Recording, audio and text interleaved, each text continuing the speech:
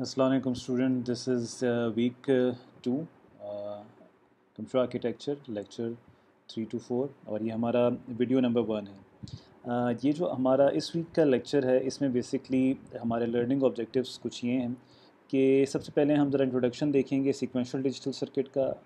Last जो हमारा lecture था उसमें हमने डिजिटल सर्किट्स को एक्सप्लोर किया था और हमने कॉम्बिनेशनल सर्किट्स को देखा था और फिर हमने उसकी डिज़ाइनिंग भी की थी और आपके लिए 2 प्रैक्टिस प्रॉब्लम्स भी थे, सबट्रैक्टर, हाफ सबट्रैक्टर और फुल सबट्रैक्टर।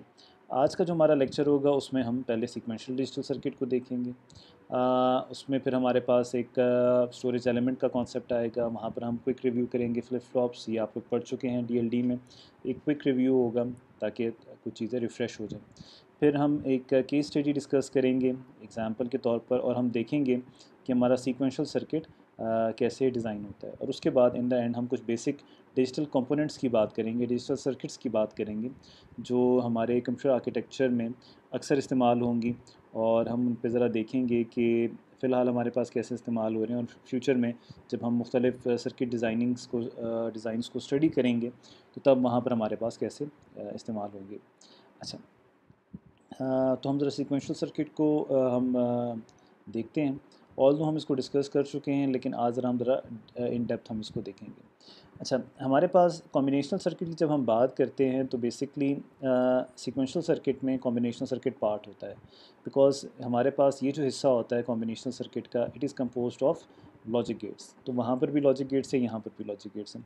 फ़र्क सिर्फ इतना है कि हमारे पास जो आउटपुट इस कॉम्बिनेशनल सर्किट का आता है, सीक्वेंशियल सर्किट में हम उसे स्टोरेज एलिमेंट यानी जिसे हम मेमोरी कहेंगे, हम उसको उसमें स्टोर कर देंगे और हमारे पास करंट आउटपुट एज आउटपुट भी चला जाएगा और उस वो output as a storage element में स्टोर भी हो जाएगा।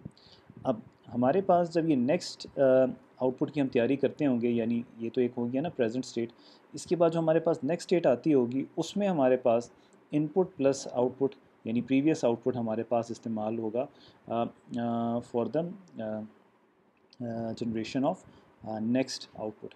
तो यहाँ पर हमारे पास जो सीक्वेंशियल सर्किट है कुछ इस तरीके से हमारे पास ये डिफ्रेंशिएट हो जाता है कॉम्बिनेशनल सर्किट में कि इसमें हमारे पास स्टोरेज एलिमेंट भी होता है। अच्छा, अगर हम स्टोरेज एलिमेंट की बात करें तो हमने डीएलडी में पढ़ा था कि हमारे पास जो बेसिक स्टोरेज एलिमेंट का एक डिजिटल सर्किट होता है that is called flip flop. ठीक है, और फ्लिप फ्लॉप जो होता है ये सबसे बेसिक सर्किट होता है और हमारे पास फ्लिप फ्लॉप जो होता है बेसिकली एक फ्लिप फ्लॉप एक बिट को स्टोर करता है। ऑब्वियसली जैसे हमारे पास डिजिटल सर्किट होता है, हमारे पास बिट की वैल्यू 0 भी हो सकती है, बिट की वैल्यू 1 भी हो सकती है, तो फ्लिप फ्लॉप भी हमारे पास या आइदर 0 या 1 ही स्टोर करेगा। अगर मैं आपसे क्वेश्चन पूछूं कि मुझे एक बाइट जिसमें 8 बिट्स होती हैं उसे स्टोर करने के लिए कितने फ्लिप फ्लॉप्स चाहिए होंगे, तो answer will be quite simple and it will be 8 flip flops. अच्छा, अब इमेजिन करें जो हमारे पास ये जो हमारे पास सॉलिड स्टेट या इलेक्ट्रॉनिक बेस्ड मेमोरीज़ हैं, ठीक है, जैसे हमारे पास फ्लैश ड्राइव्स हो गई, एसएसडी आ गई, उसमें हमारे पास हम जब जीबीज़ की बात करते हैं या हम टीबीज़ की बात करते हैं तो हमारे पास कितने huge number of flip flops इस्तेमाल होते हैं for the storage of single bit. तो ये कॉन्सेप्ट आपके माइंड में बड़ा क्लियर होना चाहिए कि हमारे पास डिजिटल सर्किट्स में हमारे पास जो सर्किट इस्तेमाल होता है जो हमारे पास एक बिट को स्टोर करता है that is called flip flop. और सिमिलरली यहाँ पर भी जो हमारे पास सीक्वेंशियल सर्किट में स्टोरेज एलिमेंट होगा वो एक फ्लिप फ्लॉप ही होगा and that is one we are studying flip flops. तो हमारे पास फ्लिप फ्लॉप्स का टॉपिक है यहाँ पर। हमारे पास डिफरेंट टाइप्स के फ्लिप फ्लॉप हैं, ठीक है, हम इसको वन बाय वन डिस्कस करते हैं। अच्छा, सबसे पहले हमारे पास आता है SR flip flop. SR flip flop में एस जो है इट इज़ कॉल्ड सेट यानी 1 और रीसेट मीन्स 0 और इसमें क्लॉक होता है जो आपके पास बताता है कि किस क्लॉक पे क्या काम करना है। क्यू हमारे पास जो है हमारे पास क्या है आउटपुट है और क्यू ऑफ t+1 हमारे पास नेक्स्ट आउटपुट है। अगर हमारे पास flip flop S R flip flop जो है हमारे पास ये दोनों इसके इनपुट्स हैं, ठीक है, और थर्ड इनपुट आपके पास क्लॉक है। अगर मेरे पास एस और आर की वैल्यू 0 हो तो मेरे पास क्या होता है, जो मैंने रिटेन किया होता है, जो मेरा प्रीवियस आउटपुट होता है यानी वही मेरे पास जो आउटपुट होता है वही रिटेन होता है, यानी हमारे पास आउटपुट में कोई चेंज नहीं आता। ठीक है, अगर मैंने आउटपुट पे 0 सेव करना हो तो मेरे पास क्या होता है, एस पे अगर 0 हो और आर पे 1 हो तो मेरे पास आउटपुट पे क्या हो जाएगा, 0 आ जाएगा। इसको हम क्या कहते हैं, क्लियर। इसको हम क्या कहते हैं, क्लियर कर दिया। सिमिलरली अगर मैंने आउटपुट पे 1 सेव करना हो तो हमारे पास क्या होता है, हमारे पास एस की वैल्यू 1 होती है और आर की वैल्यू 0 होती है और आउटपुट पे 1 सेव हो जाता है, and that is called set to 1।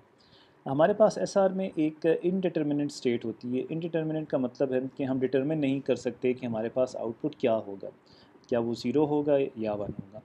तो अगर हमारे पास दोनों में हमारे पास एस की वैल्यू भी 1 हो और आर की वैल्यू भी 1 हो तो हमारे पास जो आउटपुट होता है वो इनडिटर्मिनेंट हो जाता है, ठीक है। यानी कभी वो 0 आएगा, कभी वो 1 आएगा। सो बेसिकली इस स्टेट को हम अवॉइड करते हैं ताकि ये ना आए, क्योंकि हमें फिर इसमें वी आर नॉट श्योर कि हमारे पास आउटपुट क्या आएगा, ठीक है। थोड़ा सा यहाँ पर Q ऑफ t प्लस 1 और Q ऑफ t में मैं आपको फ़र्क बता दूँ। हमारे पास देखें, फॉर एग्ज़ाम्पल मेरे पास एक टाइम लाइन है 0 1 2 3 4, ठीक है। अगर मेरे पास t की वैल्यू क्या हो, 0 हो, ठीक है, तो मेरी नेक्स्ट स्टेट क्या होगी, 1। कैसे, t प्लस 1, 0 प्लस 1 से मेरे पास क्या आ जाएगा, 1। और अगर मेरे पास प्रेजेंट स्टेट अभी 1 हो, यानी t की वैल्यू अगर 1 हो और मैं नेक्स्ट स्टेट में जाना चाहूँ तो मेरी नेक्स्ट स्टेट क्या होगी, 2। कैसे, t की वैल्यू 1 है, 1 प्लस 1 क्या आ जाएगा, 2। और अगर मेरी प्रेजेंट स्टेट 2 हो तो मेरी नेक्स्ट स्टेट क्या होगी, 3। तो वो कैसे मैं डिटरमिन करूँगा, t प्लस 1 यानी 2 प्लस 1 3। तो ये t प्लस 1 जो होती है, हम एक जेनेरिक टर्म यूज़ करते हैं to refer the next state.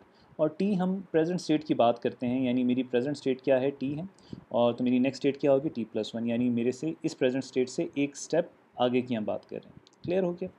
अच्छा, तो ये आपने हम क्योंकि सिक्वेंशियल सर्किट्स जब हम पढ़ेंगे तो ये आपने अपने माइंड में चीज़ बड़ी क्लियरली यहाँ पर मेंशन आपके माइंड में होनी चाहिए। सिमिलरली हमारे पास one of the simplest flip flop is D flip flop. D flip flop में बेसिकली हमने ये इनडिटर्मिनेट स्टेट को एलिमिनेट कर दिया है। और इसमें हम बेसिकली क्या करते हैं, हमारे पास इसमें जो इनपुट होता है एक होता है, ऑब्वियसली दूसरी क्लॉक पल्स तो होती ही होती है, लेकिन हमारे पास जो हम स्टोरेज की बिट की बात करते हैं हमारे पास एक होता है। सिमिलरली हमारे पास ये ट्रांजिशंस होती हैं क्लॉक की जब वो मूव करती हैं। अगेन हमारे पास इसमें बड़ी सिंपल चीज़ें हैं। हमारे पास जो आउटपुट है ये Q ऑफ t प्लस 1, अगर मेरे पास d की वैल्यू 0 होगी तो आउटपुट पे 0 ही आएगा, और अगर मेरे पास d की वैल्यू 1 होगी तो आउटपुट पे 1 ही आएगा। यानी इसमें क्लियर और सेट का कॉन्सेप्ट है, और ये बहुत सिंपल सा कॉन्सेप्ट है कि मुझे थोड़ी सी कोई इसमें परेशानी की ज़रूरत नहीं होती कि जब मुझे पता हो कि मेरे पास आउटपुट पे d आना है, सॉरी आउटपुट पे 0 आना है तो मैं d पे 0 कर देता हूँ। अगर मैं कहूँ कि आउटपुट पे मेरे पास 1 आना है तो मैं इसके इनपुट पे भी यानी d पर 1 दे देता हूँ। ओके, हमारे पास जो नेक्स्ट फ्लिप फ्लॉप है दैट इज़ जे के फ्लिप फ्लॉप। अब डी फ्लिप फ्लॉप की एक ख़ास बात थी, आप इसे ड्रॉबैक कर दें या इसकी लिमिटेशन आप कह लें, कि अगर इसमें हम प्रीवियस आउटपुट को रिटेन करना चाहें तो हम नहीं कर सकते थे। जैसे यहाँ पर हमारे पास 0 0 पर हमारे पास प्रीवियस आउटपुट आ जाता था, तो यहाँ पर हमारे पास हम प्रीवियस आउटपुट को नहीं ला सकते थे। अच्छा, इसके लिए फिर हमने क्या किया, हमने जे के फ्लिप फ्लॉप, इसमें कुछ और भी चीज़ें थी जो हम देखते हैं। अच्छा, हमारे पास जे के फ्लिप फ्लॉप का ट्रुथ टेबल आपके पास है, ठीक। इस ट्रुथ टेबल को अगर हम देखें, जे और के हमारे पास दो इनपुट हैं, क्यू ऑफ टी हमारे पास, क्यू ऑफ टी प्लस 1 हमारे पास इसका आउटपुट है। अगर मैं प्रीवियस आउटपुट रिटेन करना चाहूँ, यानी जो भी मेरे पास अगर वो 0 है तो 0 रहे और अगर 1 है तो वो 1 ही रहे, तो मैं जे और के में दोनों क्या कर देता हूँ, 0 0 इनपुट कर देता हूँ, तो मेरे पास प्रीवियस आउटपुट रिटेन हो जाता है। अगर मेरे पास जे की वैल्यू 0 है और के की वैल्यू 1 है तो मेरे पास आउटपुट पे 0 आएगा। अगर मेरे पास जे की वैल्यू 1 है और के की वैल्यू 0 है तो मेरे पास आउटपुट पे 0 आएगा। यहाँ तक ये टोटली सिमिलर है एस आर फ्लिप फ्लॉप की, लेकिन हमने देखा था कि हमारे पास जो एस आर फ्लिप फ्लॉप है उसमें जब हम 1 1 स्टेट इनपुट देते थे तो हमारे पास जो आउटपुट आता था वो इनडिटर्मिनेंट आता था। इनडिटर्मिनेंट का मतलब है कि हमें पता नहीं होता था कि हमारे पास आउटपुट पे 0 आएगा या 1 आएगा। लेकिन यहाँ पर हमारे पास जे के फ्लिप फ्लॉप में ये चीज़ डिटरमिनेंट होती है कि हमारे पास अगर हम जे और के की वैल्यू 1 1 देंगे तो हमारे पास जो प्रीवियस आउटपुट होगा उसका कॉम्प्लीमेंट आ जाएगा। टी ऑफ प्लस 1 और क्यू ऑफ टी प्लस 1 और क्यू ऑफ टी में आपको डिफरेंस पता है, यानी प्रीवियस आउटपुट का हम क्या ले लेंगे, कॉम्प्लीमेंट हमारे पास आ जाएगा। तो यहाँ पर हमारे पास तमाम स्टेट्स हमारे पास अवेलेबल हैं। हम 0 भी कर सकते हैं, 1 भी कर सकते हैं, हम प्रीवियस आउटपुट भी ला सकते हैं और प्रीवियस आउटपुट का हम कॉम्प्लीमेंट भी ले सकते हैं। तो ये चीज़ हमारे लिए क्लियर हो गई। अच्छा, जे और के स्टैंड्स फॉर ये इसके जे और के का मीनिंग, या जैसे हमने डिटर्मिनेंट की बात की, हमने एसआर की बात की, सेट या रिसेट। जे और के, एक डॉक्टर नेल्सन थे, उनने आर्बिट्री यानी रैंडमली उनके पास वो फ्लिप फ्लॉप्स के इनपुट को वैल्यूज़ असाइन कर रहे थे। तो जैसे A B C D E F, फिर आगे जे के, तो ये उधर से जे के आया है। तो एज सच इसकी कोई रीज़न नहीं है या उसका कोई नाम नहीं है टू माय बेस्ट नॉलेज, ठीक है। अच्छा फिर हमारे पास टी फ्लिप फ्लॉप आ जाता है। T flip flop is another flip flop, that is T stands for toggle. इसमें भी हमारे पास क्या होता है, इसमें हमारे पास एक इनपुट होता है, ठीक है। और यहाँ पर हमारे पास इसके फर्दर बेनिफिट्स हैं कि अगर मेरे पास वैल्यू इसकी क्या हो, ज़ीरो हो, ठीक है, इनपुट पे मैं ज़ीरो दूँ तो ये मेरे पास प्रीवियस आउटपुट रिटेन करता है, और अगर मैं वन दूँ तो प्रीवियस आउटपुट का कॉम्प्लीमेंट ले लेता है। तो अगर मुझे पता होगा कि मैंने इसको आउटपुट पे ज़ीरो सेव करना है, और अगर मेरा प्रीवियस आउटपुट पे भी ज़ीरो हो तो मैं यहाँ पर क्या कर दूँगा, ज़ीरो दे दूँगा। लेकिन अगर मेरे पास प्रीवियस आउटपुट पे वन हो और मैंने अभी भी वन स्टोर करना है, तब भी मैं यहाँ पर ज़ीरो दूंगा। तो ये थोड़ा सा हमें इंटेलिजेंटली यहाँ पर उसको हैंडल करने में हमने देखना होगा। यहाँ पर हमारे पास जो वीक 2 है सीए का, उसकी वीडियो नंबर 1 यहाँ पर हम एंड करते हैं, और फिर हम आगे जाके सीक्वेंशियल सर्किट की डिज़ाइनिंग प्रोसीजर को देखते हैं। Thank you.